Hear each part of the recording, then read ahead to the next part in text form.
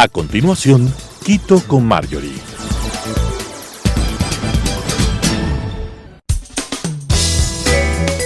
Clasificación A. Apto para todo público.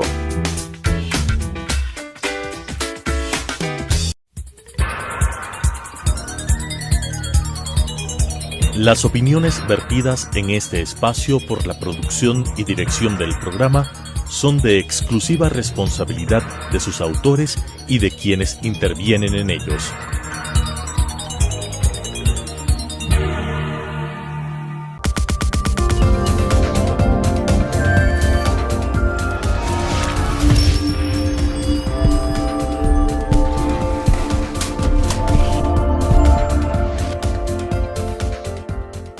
Amigas y amigos, soy Marjorie Chávez, bienvenidos a este espacio. El día de hoy para hacer un análisis de la situación económica que ha tenido el país durante el año 2020 y para hacer una proyección sobre lo que puede ser o la expectativa que deberíamos tener en el año 2021, nos acompaña el analista económico Simón Cueva. Muchísimas gracias, Simón, buenos días.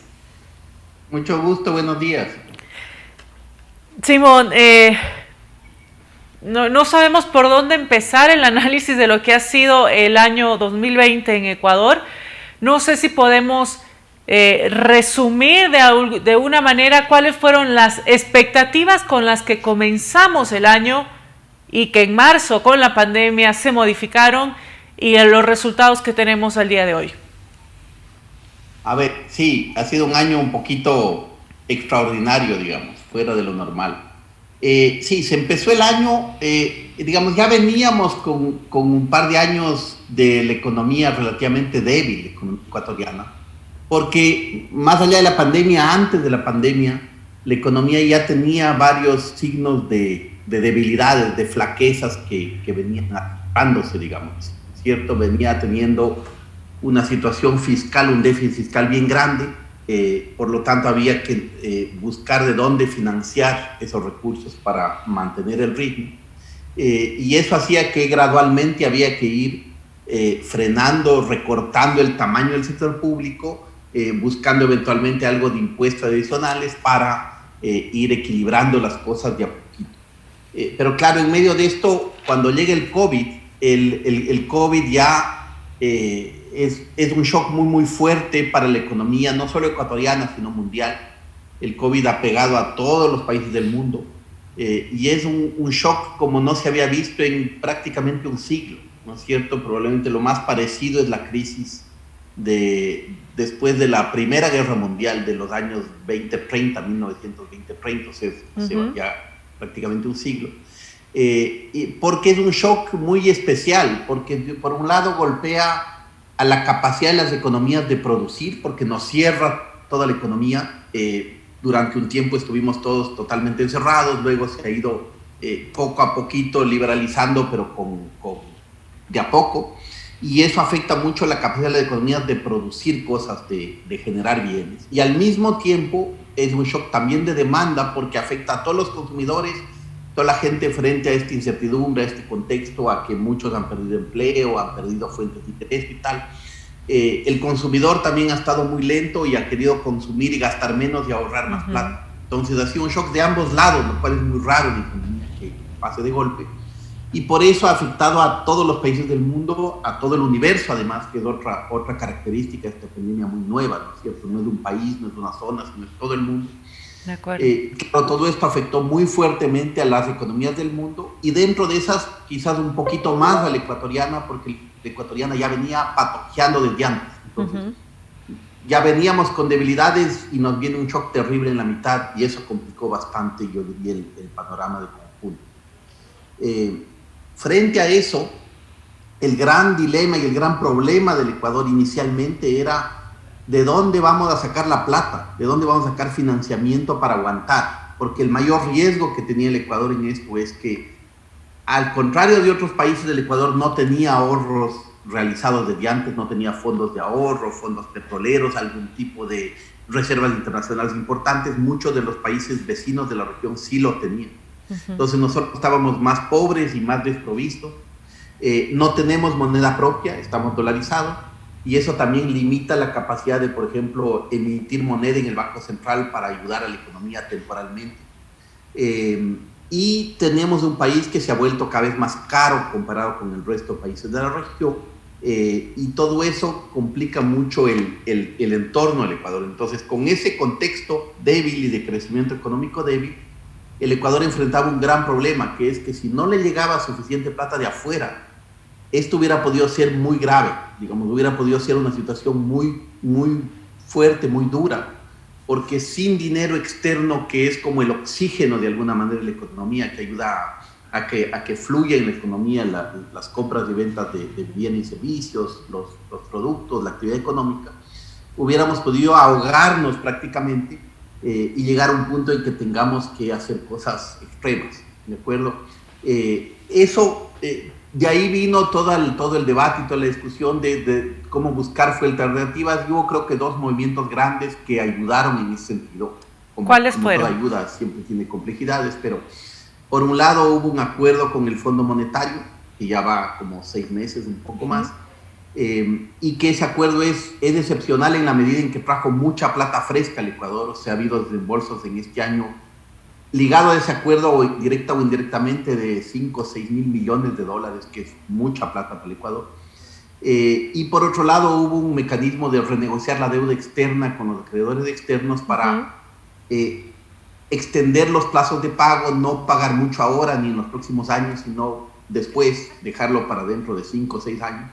Y esas dos cosas de alguna manera dieron oxígeno. Entonces es un oxígeno que ha ayudado mucho, pero que no soluciona todos los problemas de fondo, simplemente nos ha ganado tiempo y nos ha dado espacio para poder resistir frente a la pandemia y apuntar lo más posible a la defensa frente al tema sanitario, que al final era la prioridad para evitar que más ecuatorianos puedan morir en exceso, que no puedan ser atendidos, o que el virus se propague aún más de lo que ya fue, como ya fue terrible, sobre todo en la costa. No sé si eso le resume más o menos. Claro que sí. Hablamos del Fondo Monetario, de los desembolsos. ¿Qué vamos a hacer cuando esto se acabe? A ver, sí, el acuerdo con el fondo, digamos, es excepcional en la medida en que vino mucha plata de golpe, ¿no es cierto? Hemos recibido este año 4.000 millones del fondo, más, como les decía, unos 1.000, 1.500 de otras fuentes, y más el ahorro por la renovación de la deuda. Todo eso nos ha ayudado a cerrar. Eso en parte fue, de alguna manera, tomando en cuenta las circunstancias del COVID. Esa generosidad externa en cuanto a volumen de desembolsos no se va a poder repetir, porque frente a una pandemia como el COVID, también todos los organismos internacionales han tenido mucha demanda de recursos de todos los países del mundo, de muchos países del mundo. Y por lo tanto están bajo una creciente competencia de todos los países de tener liquidez y plata, y han agotado parte de las balas y de los recursos que tenían para apoyar. Entonces, el año que viene, el 2021, va a ser probablemente con menos recursos externos, y eso significa que como ecuatorianos tenemos que pensar, ¿y ahora cómo hacemos para adaptarnos a ese nuevo escenario? Una parte de la razón viene por la salida de la crisis del COVID gradual, porque este año nos pegó lo más duro. El año próximo seguirá por un tiempo el COVID. Todos sabemos que esto no es tan rápido y que tomará el tiempo el salir totalmente, y que las vacunas se puedan desplegar y que la situación mejore, tomará su tiempo. Pero va a ser, pese a todo, menos malo que el año 2020, porque el 2020 hubo todo de golpe. Entonces, una parte de la mejora del 21 versus 20 es simplemente una especie de rebote luego de caer, ¿no es cierto? Ya se está viendo en estos últimos meses, los ingresos tributarios, los impuestos han empezado a subir poco a poquito, algo de empleo se ha ido recuperando, poco a poco las empresas han abierto más, empieza a haber más actividades que pueden abrir, y poco a poco otras más, como por ejemplo restaurantes, turismo, etcétera, van a ir acabando de normalizarse de a poquito. Entonces, una parte va a venir por ahí.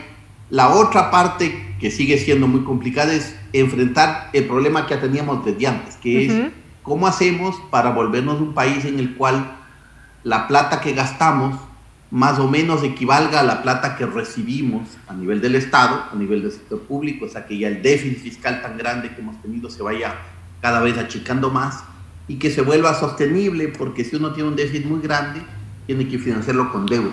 Y tenemos la percepción, es uno conseguir quien me preste. Tenemos la percepción de que en este sentido no se ha hecho ningún avance. ¿Cuánto tiempo más vamos a seguir los ecuatorianos sin tomar medidas concretas? Más aún cuando el tema de la pandemia desvió, por supuesto, las prioridades, pero también desvió la mirada de la ciudadanía frente a lo que se está haciendo.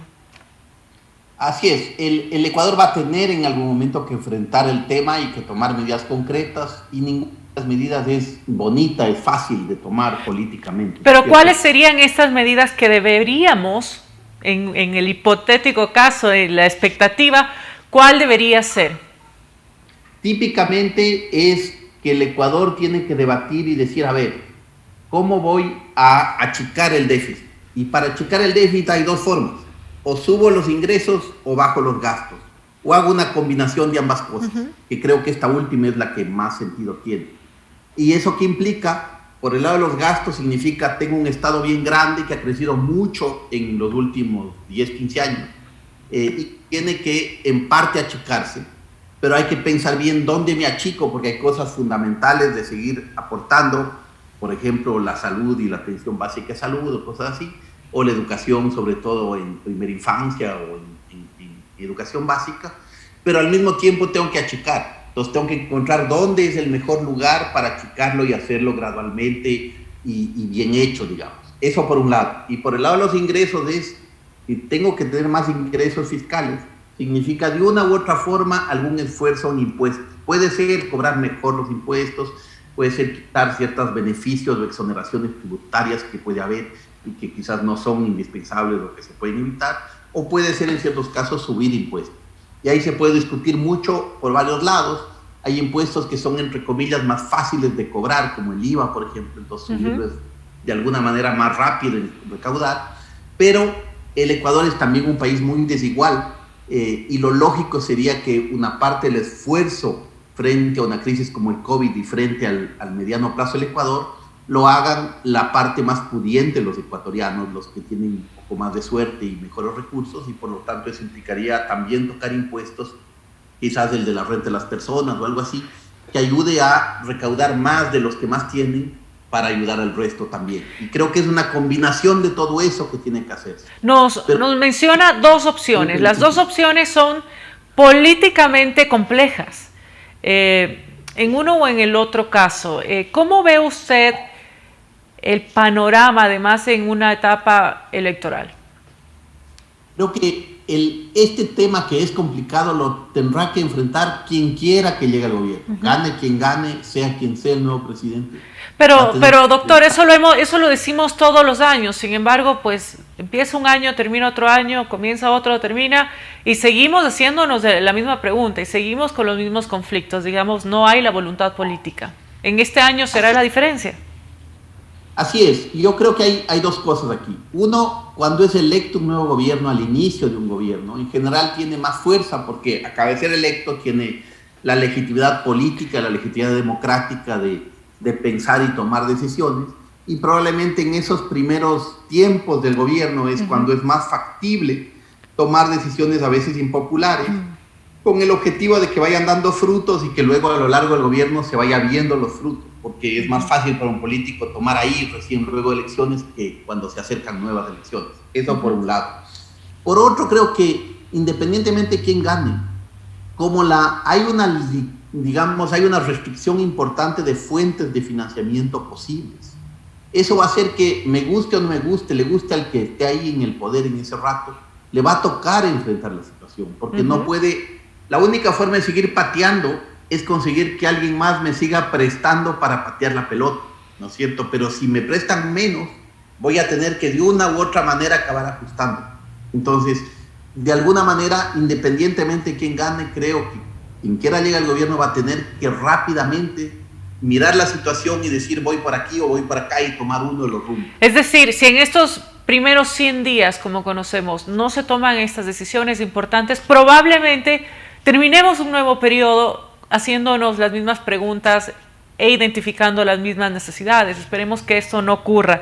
Respecto a la pandemia, sabemos que pues usted fue parte de un modelo para medir el efecto de la pandemia en los ciudadanos.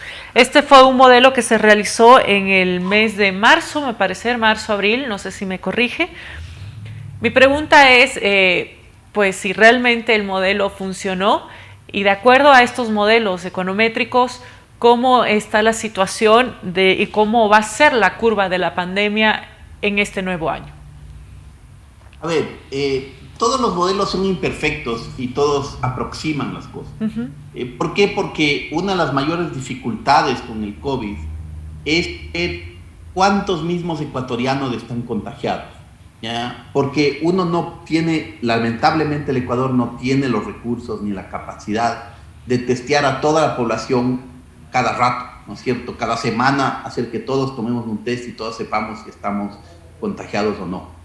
Incluso los países más ricos del mundo tienen dificultades para hacer seguimiento de eso. Entonces, los modelos lo que tratan es de extraer de los datos de, por ejemplo, cuántas personas han fallecido por encima de la tendencia histórica, etcétera, y con modelitos que le muestran cómo evoluciona el virus, tratar de entender y de hacer un aproximado de cuántos ecuatorianos se han contagiado. Ayer, creo yo, estaba viendo un documento de Goldman Sachs que estimaba que más o menos un tercio de la población ecuatoriana estaría ya habría sido en algún momento contagiada por el virus. Es un aproximado y depende de varios factores y parámetros. Pero, claro, el Ecuador vivió un momento terrible de pico del contagio en la costa, en Guayaquil y las zonas aledañas al Guayas, en que hubo un número muy alto de muertos y cuando uno compara los muertos contra la tendencia histórica es impresionante y es terrible el efecto que eso tuvo. Y luego ha habido una calma y estamos como en un momento como muchos países del mundo que a ratos sube, a ratos vuelve a bajar un poquito, vuelve a subir un poquito y todos tenemos que estar en guardia porque este no es un virus que desaparece mientras no haya mucha población que esté vacunada y tal. Entonces, eso por un lado. Y por otro, el hecho de que para los países como el Ecuador, con limitados recursos, las vacunas llegarán, pero llegarán más lento, llegarán en un ritmo más lento. Los países del norte están ya vacunando, empezando las vacunaciones más masivas. El Reino Unido, por ejemplo, está ya llegando a casi 1 millón de personas ya vacunadas. El Ecuador tomará su tiempo y para llegar a vacunar al 70% de la población o algo parecido, nos tomará bastantes meses. Entonces creo que la situación esta de tener restricciones va a durar todavía una buena parte, al menos la mitad del año que viene. Doctor, respecto a las vacunas, ¿tenemos cifras sobre cuántas vacunas y cómo van a financiarse? A ver, yo ahí sí no soy experto en esto, entiendo del Ecuador, entiendo de lo que ha dicho el Ministerio de Salud, que hay acuerdos con al menos las 3 vacunas que están más avanzadas en su estadio, en su desarrollo, digamos, o ya aprobadas en el mundo, que son esta de Pfizer, la de Moderna y la de Oxford, parece. Y creo que de esas 3 vacunas, si uno suma lo que tiene el Ecuador asegurado, entre comillas, serían algo así como, creo que 12 millones o algo así de vacunaciones. De acuerdo. No estoy exactamente seguro del dato y no soy experto en eso, pero esto tomará tiempo igual porque el proceso de vacunar es largo, porque hay que asegurarse que las vacunas mantengan la cadena de frío, que en algunos casos es bastante estricta y tal, y que se llegue a la población y que además la población sea voluntaria para recibir la vacuna, que habrá gente que quiera o habrá gente que no quiera. Gracias. Entonces tomará bastantes meses, creo que es inevitable. Tiene sentido que se priorice primero a las personas más con más peligro de riesgo mayor frente al virus, que son típicamente personas mayores, personas con comorbilidades, o personas que están tratando, digamos, el personal de salud que esté en directo contacto con enfermos. Creo que eso tiene sentido y será de a poco, pero eso significa que tomará tiempo hasta que todo el resto de la población podamos vacunarnos y que estemos en la cola, digamos, para hacerlo. Y por eso le digo, yo creo que es difícil pensar que antes de la mitad del año lleguemos a una normalidad bastante más conocida, lo que conocíamos como normalidad. Antes, digamos. Doctor, ¿qué se puede hacer para mejorar este escenario cuando hay una clara contracción del consumo y de los impuestos? A ver, creo que es inevitable y no hay que mentirse. No va a ser un año fácil el año 2021. La economía probablemente vaya a crecer porque va a rebotar de la caída del 2020. El 2020 acabará con una caída del PIB de alrededor 9% o algo así, que es bastante, 9 puntos de caída de la producción del país. El año próximo va a haber una recuperación bien gradual, según los analistas o lo que uno ve afuera, los multilaterales o tal, va a estar entre 2-3% de crecimiento, que es un crecimiento débil luego de una caída tan fuerte como esta, y va a ser gradual. Entonces nos va a tocar adaptarnos, va a tocar pensar de nuevo cómo, por ejemplo, las relaciones laborales, que es un tema complejo también políticamente, pero mucha gente ha visto que en esta situación tan terrible, a ratos es preferible tener un poquito menos de beneficios laborales, pero mantener el empleo, ¿no es cierto? Porque quedarse desempleado en estas circunstancias en que mucha gente ha perdido fuentes de trabajo y empleo, se vuelve muy complicado. Entonces, lograr estos equilibrios va a tomar tiempo. Va a ser difícil porque es época de campaña electoral que siempre exacerba los ánimos y genera más fricciones, digamos.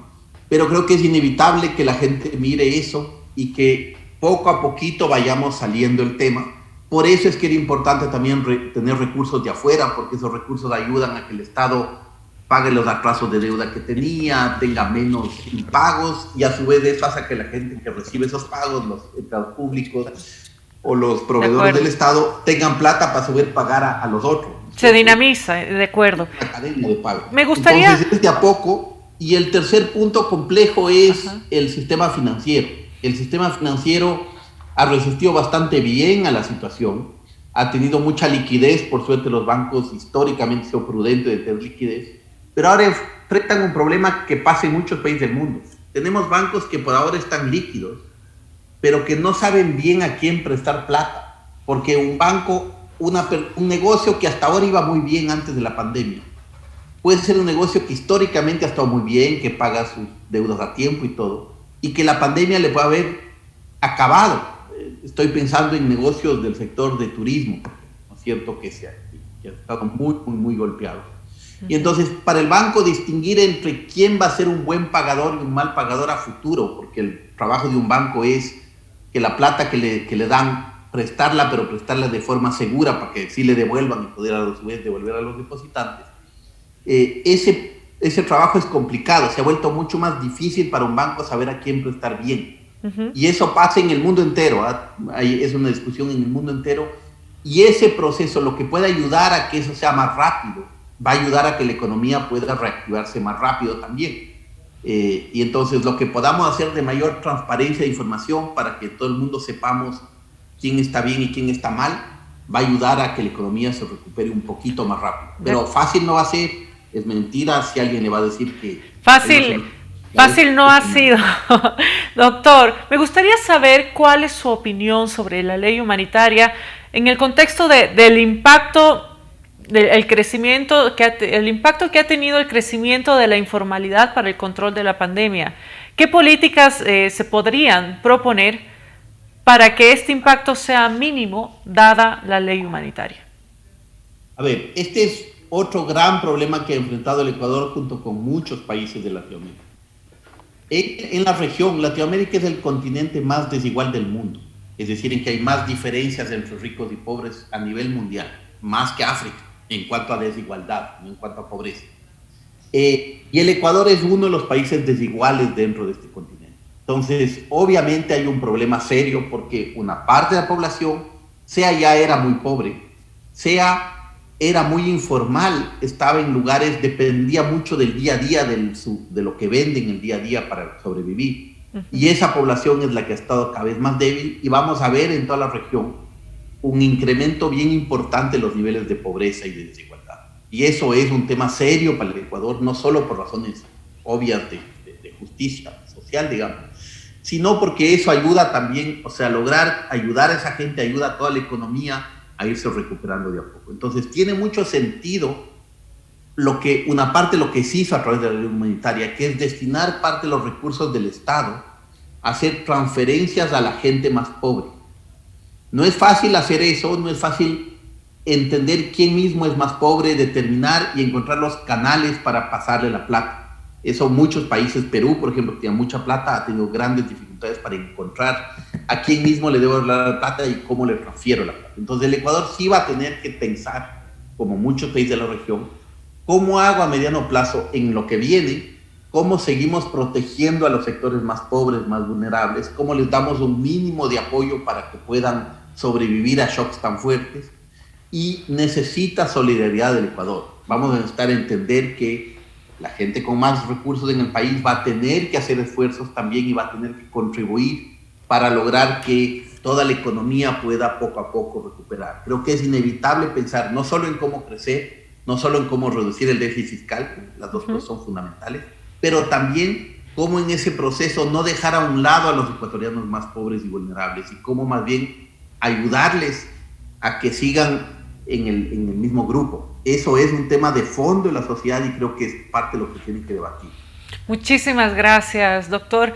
Un mensaje final para los ciudadanos, lejos de la política pública o del interés que puedan o no tener, pues necesitan igual tomar buenas decisiones para enfrentarse a lo que va a ser el año 2021. ¿Algún consejo?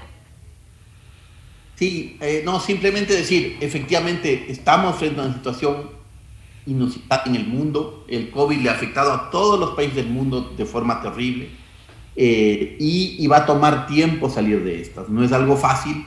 Creo que no hay que mentirnos a nosotros mismos diciendo que hay una solución mágica. Eso no va a pasar. No creo que sea cierto. Al mismo tiempo, estas épocas que son de incertidumbre son típicamente épocas también de mucho potencial y oportunidad. Ahora, en estas épocas difíciles, cuando la creatividad y la innovación de la gente ayuda, y uno ha visto mucha gente que empieza a hacer otras cosas, que busca otros negocios, que genera nuevas formas de hacer las cosas. A todos nos ha tocado adaptar a estar todo en digital, por ejemplo, a distancia.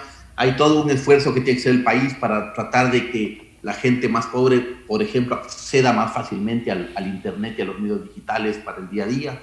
Entonces, al mismo tiempo que es una época complicada y que nos tomará tiempo, creo que es una época de muchas oportunidades y creo que es el momento de decir a la gente, si tienen ideas nuevas, si son innovadores, creativos, los ecuatorianos somos de general bastante creativos.